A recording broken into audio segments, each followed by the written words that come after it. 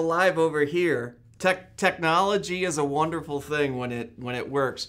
Welcome back to Recruiter Fuel Live. So we've got our videographer all frazzled today. So here's the beauty of Recruiter Fuel. Before we talk about serious stuff, we can like have a little bit of fun because this is what we do here, right? So here's the issue, David. Oh, let me turn off my sound here. So we're gonna see what anybody out there who views this, how they're gonna vote. So here's the issue, guys. So we have this Fitbit challenge here at Qualigence, and all of our employees are given a Fitbit as soon as they join the organization. For free. For free. We pay for it. Now, we only buy one, so if you break it, whatever, it's not our fault. If you don't sync it, it's not our fault. So what happens is, depending on certain thresholds that each employee hits at the end of every month, they get a small cash award. Well, David today, our videographer, comes to me and says, hey, I haven't gotten it for 2 months, December and January. So I looked and pulled it up in our app that has everybody on there and says that he is not averaging what he says he's averaging. Also my Fitbit. I will say my Fitbit app, it does tell me that I'm averaging 6,199 steps in December and 5,400. I have the proof. Well, it does not say that. Those numbers were locked in when you pulled it. It has since synced. So here's the deal. The rules have been thus far, it has to show up on the group app. If it's not on the group app, it didn't happen. To David's defense, it does show on his phone that he probably jailbroke and changed the numbers.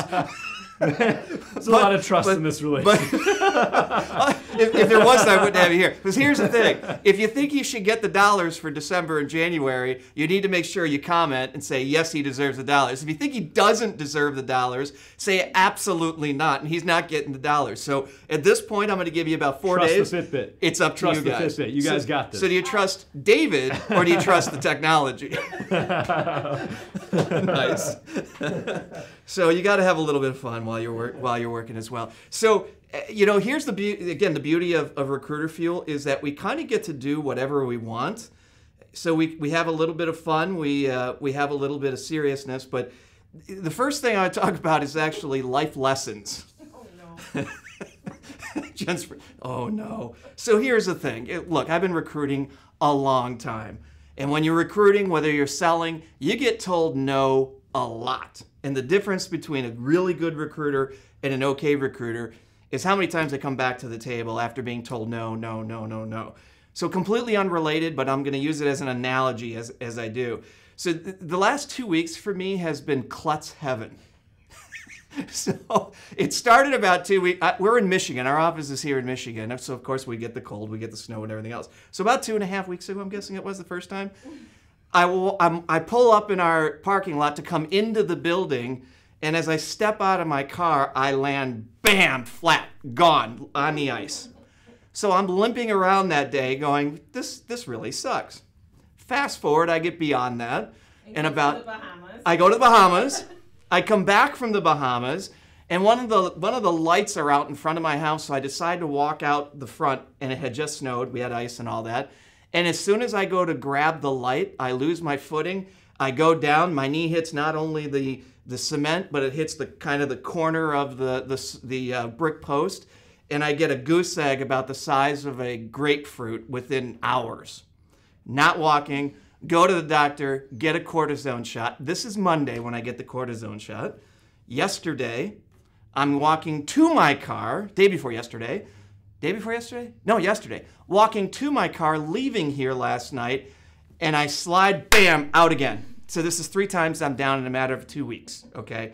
So, of course, I called and said, we need to get this thing salted. But here's my whole point in all this. It's kind of funny. It's been a rough week, I gotta say.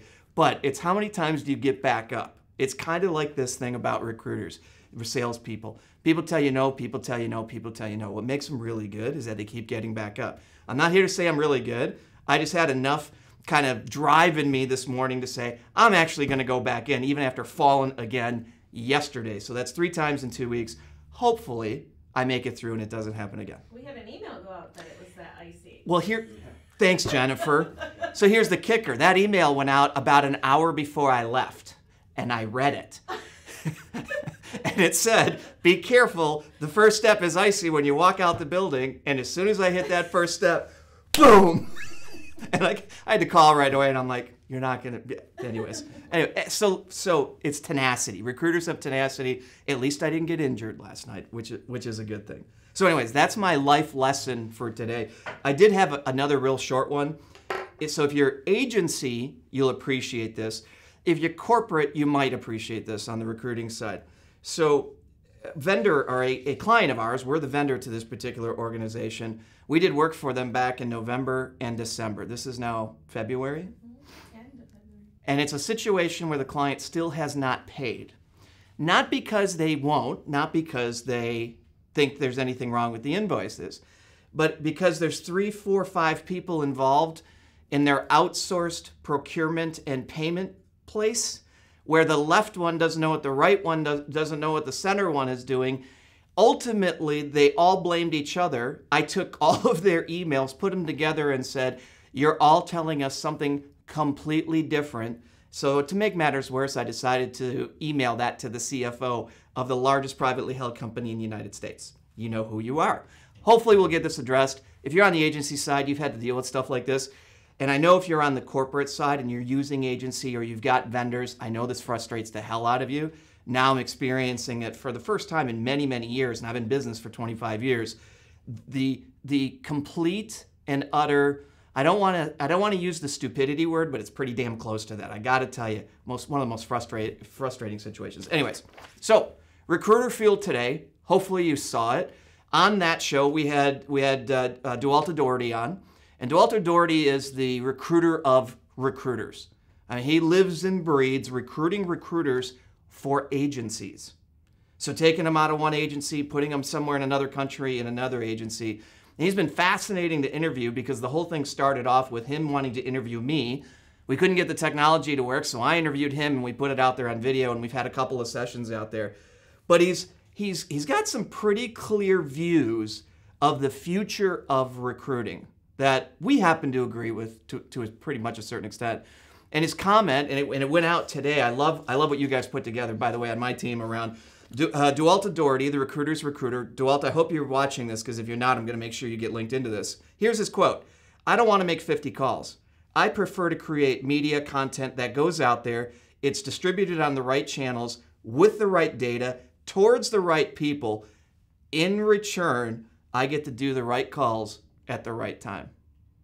Now think about that. In return, I get to do the right calls at the right time. Here's a recruiter recruiting recruiters. That make sense? That's it. A recruiter recruiting recruiters, and is doing a very, very good job of it. He and I have had this conversation a number of times. Here's the point in this entire discussion. Kind of the old school way of recruiting, which is still very successful to many. Smile and dial, smile and dial. Now it's email, in-mail, smile and dial, in-mail, email. He's got a very different approach. And it's about putting content out there that is important for the audience so that they start to follow him as kind of the industry expert. So when he does make the call, or better yet, they reach out and actually want to talk to Dewalt about what's that next opportunity in recruiting. He references Joe Mullings. And Joe, if you're watching this, some of the stuff you're doing is really, really slick. We've communicated online a couple of times about it. But the idea of being an expert in your field and spending the time to brand yourself, and I've talked about this before. In fact, if you're available tomorrow at noon, I'm going to give you a selfless plug or a shameless plug. Tomorrow at noon, right? We're going to have a webinar that I'll be leading live, and we're going to be talking about the 5 things you need to make sure you're doing as part of your strategy in attracting candidates in this economy. One of those we're going to talk about quite a bit is this idea of marketing, both inbound and outbound, because there's so many times I talk to recruiters and they have no freaking clue. But anyways, getting back to this, Dewalt spends a lot of time about, here's how we're leveraging media in terms of building our recruiting businesses, or if you're on the corporate side, of building a brand as a recruiting professional so you're actually driving candidates to you, or they know you, so when you pick up that phone, you don't have to talk or call 50, you can call 10 or whatever the number happens to be. It was a fascinating conversation, but it's one that you guys have got to make sure you check out. I'm 100% on page with what Dewalt is doing. Why do you think we do stuff like this? Part of it is to share the community, provide valuable content. You pick up snippets from some of these Recruiter Fuels and Recruiter Fuel Lives. But part of it's also to build our own awareness and our own brand of what we do and so forth, so that people will actually listen when we pick up the phone, reach out to them, send them an email, whatever. But here was the interesting part that he ended with, and you can blame our video guy for the burn of the week. And if you haven't seen it, go back. This is Fitbit David. This is his new nickname. It's now Fitbit David. But go back to Recruiter Fuel that went out at 2 o'clock today. It's not very... See, he's dropping it. It's probably on the floor. He's not getting points. Yeah, just like his phone broke last month. Now this... Anyway. Okay. So here's the thing that Dualto was talking about. I asked him a question about agencies. We were talking about agencies in the UK, which is where he's at now. But the growth of agencies from the UK, specifically here in the United States. And I asked him, why do you think that is? Because I've seen agencies close here in the US, even in this economy, where we've got 6.6 million open jobs right now. We're about 4 million people short of being able to fill it. There's about 6 million unemployed, but skill set wise, we're about 4 million short. And this is what his comment was. UK-based agencies are growing quickly in the US because they're breeding really good agency recruiters in the UK. Meaning that we're not breeding as many great agency recruiters here in the United States. Dualto, I'm going to get you back on so we can talk a little bit more about this, and I know we've got some additional video that we'll be releasing, but it's a really great point. The field has changed, and I've seen it with one agency I know, based in London, that is now here in the United States, has a few offices, and it just feels different. The way they handle their clients, the way they handle their candidates. I wonder how much truth there is to this. If you're in the agency world, or if you're now corporate and you've come from agency, I'd love your thoughts on this so we can ask Dualto some questions. Is this really the case? Now, I've seen it a little bit, but I could probably say the same in reverse, that there's some US agencies that are doing fantastic over in the UK right now. So it's an interesting topic that I think we need to get Dualto back on here for this. So that was the conversation today with Recruiter Fuel. The other one that I got, the comments were, if you're an introvert, can you be a recruiter? Jen, if you're an introvert, can you be a recruiter? What do you think? Yes. Yes. Why do you say yes? Putting you on the spot. Oh man, because you can be taught. You can be taught how to recruit, so you can be taught the skill set. Yeah. David, what do you think? If you're an introvert, can you be a recruiter? Yeah, absolutely. And I mean, it could be just you're using more marketing in your strategy, and you might not be picking up the phone and making 50 dials a day or whatever, but you can fill the top of your funnel and then make targeted calls. And yeah, there's definitely ways. So here, even beyond that, here's one of the interesting things that I looked at. So we use a tool called Predictive Index here. You guys have all gone through that. We look at everybody's behavioral profile and so forth, and we looked at all of our recruiters performing really, really well, and the profiles were extremely different, as it has been the case in other organizations that I've been in. And ultimately, if you were to look at some of these, you'd say, hey, they're a little bit more introverted. They happen to be more introverted because it takes them a little bit longer to trust other people. But once they connect with somebody, it goes really deep. That relationship goes really strong. Is very, very, very strong. So just because in one area they may be a little more reserved or seem like they come across as a little more reserved, we have actually the proof here that it doesn't matter if you're quote-unquote an introvert or extrovert. It all depends on how you communicate, where your drive is. Because even introverts connect. And we see it happening on an ongoing basis. Just may connect differently. Here's the other thing to consider. The types of positions you reach out to, what if they're an introvert? Think about it. If I reach out to technology people, now I can do it at a certain level, but if I reach out to a programmer, and I'm relatively loud and obnoxious, we all know that, how do you think most of them are going to respond? I don't want to talk to you. You don't want to talk to me. Probably won't work really well. So there is a certain thing around the alignment of whether you're an introvert in terms of your communication, socially more focused or socially more open to everybody. It depends on how you're wired. But you've got to look at other pieces of who you are in terms of your drive, how you think about goal. You can be an introvert but have a high drive. You just get to the goal a little bit differently, David, kind of towards what you said. You might leverage, and Doherty, I think, is both. I think he's an extrovert, and he's it's all about using technology. So he's kind of got the two punch, right, man? The left and the right, which is fantastic from my experience with him. But not everybody happens to have that. So if you're recruiting recruiters, don't discount them because you think they're an introvert.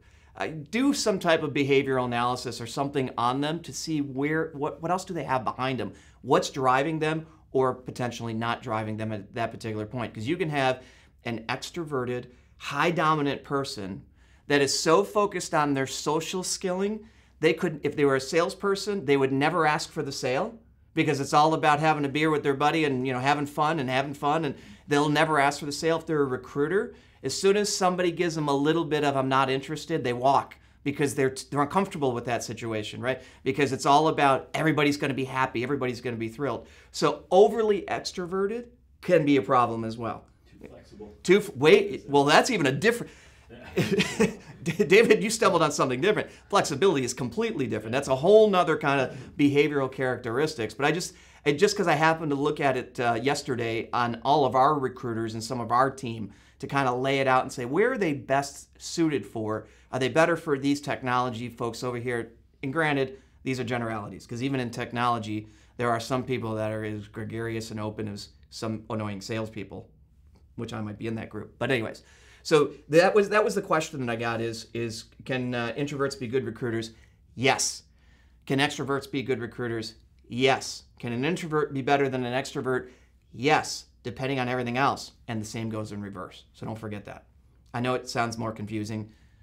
Study somebody's behavior and you'll see. All right. I got another comment. This was on Monday I got this. While I was still nursing my knee, actually, at that particular point. And it was, aren't recruiters becoming obsolete? And it was somebody that I've known for a short period of time. And when she sent me the email, it was in the context of, why do you care about training recruiters? Why do you care about sharing any of this stuff with recruiters, both agency, corporate side, HR, hiring leaders, and so forth? Because the reality of it is recruiters are going to become obsolete. Could things change in the future? Who knows? Is it likely? No. And let me put it to you this way. When you think about the things you can pull away from recruiting right now. So for example, if I didn't have my laptop, could I still technically recruit? If I had a list of names and I had phone numbers and I had my phone, I could still recruit, could I not? Okay. If I didn't have LinkedIn, if you didn't have LinkedIn, could you still recruit? Technically, yes. We didn't always have it. Back in the day, I had a white pages. Talking about creepy calling people at home, right? But you can pull all these tools away. You can pull all these great gadgets that we have that make us more efficient. But the one thing you still can't take out of the equation when it comes to recruiting somebody, you can't automate it 100%. Without the recruiter, you're not going to get the candidates that you need no matter what. So no, I don't believe recruiters are going to become obsolete. I do believe the profile of a recruiter is going to change. And recruiters, just like salespeople, are going to continue to have to hone their skills on the marketing side and on the communication side. And they're going to have to create their own brands to become more aware. But again, we'll talk more about that. I guess that's something that maybe we need to look at as its own session in maybe a future Recruiter Fuel. And we've touched on it, I think, in a previous one a little bit. But really kind of get to the heart of this is, could we replace ourselves? Could we replace recruiters with all the technology going around? Can't we use a chatbot to replace a recruiter?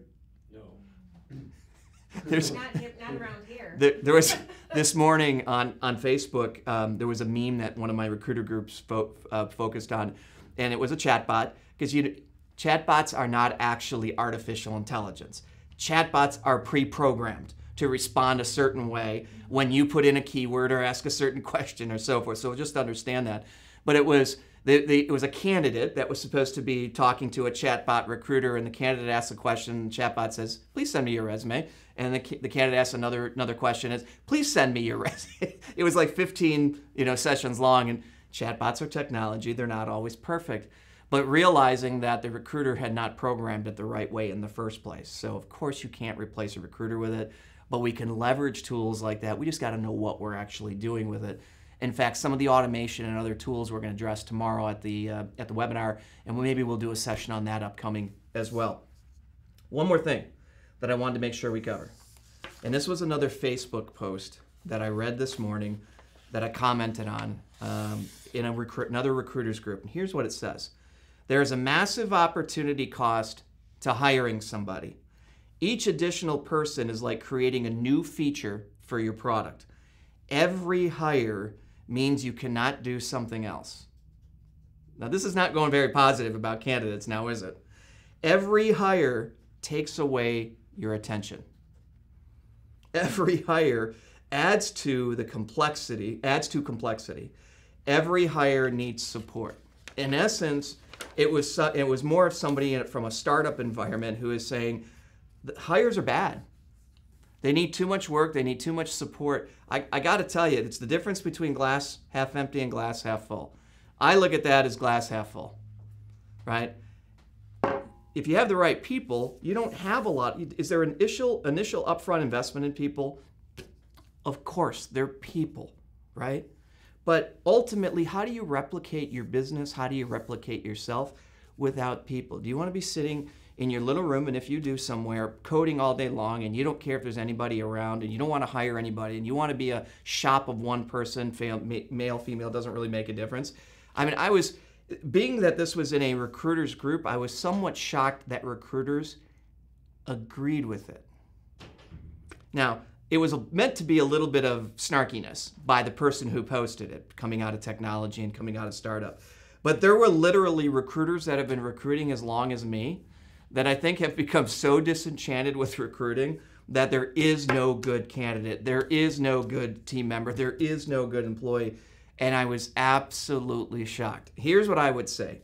If this is you, if this is the way you're feeling, get out of recruiting, because you're doing the rest of us an injustice by putting that type of stuff out there. And I got to tell you, I mean, I took issue with this.